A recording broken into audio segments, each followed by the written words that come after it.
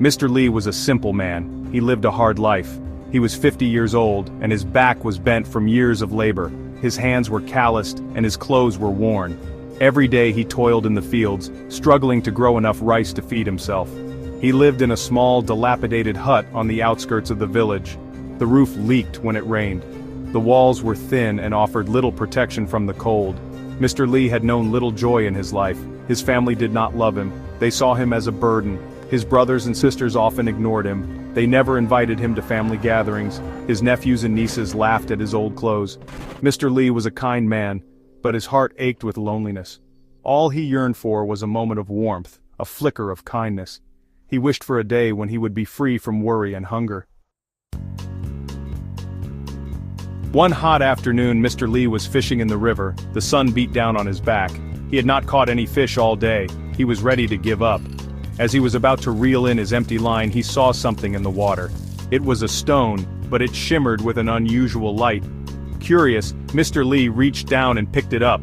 The stone was heavy in his hand. It was cool to the touch. As he turned it over in his fingers, he realized what it was. It was a diamond, and a large one at that. Mr. Lee's heart skipped a beat. He had never seen anything so beautiful. He knew this diamond would change his life. He carefully wrapped the diamond in his handkerchief and rushed back to the village. News of Mr. Lee's discovery spread like wildfire. People crowded around him, eager to catch a glimpse of the magnificent gem.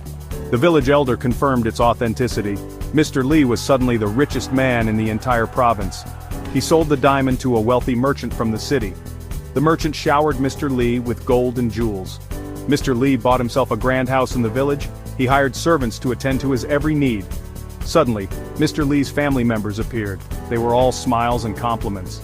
His brothers and sisters, who once shunned him, now fought for his attention. They brought him gifts and sang his praises. Mr. Lee saw through their facade. He knew they were only interested in his money, but in his heart he held no anger. He decided to forgive them. He knew what it was like to be poor and desperate. He helped his family. He paid off their debts and gave them money to start businesses. He built a new school and a hospital for the village. One day, a beautiful woman came to the village. She was kind and intelligent. Mr. Lee fell in love with her, and they were married. They lived a long and happy life together, surrounded by friends and family.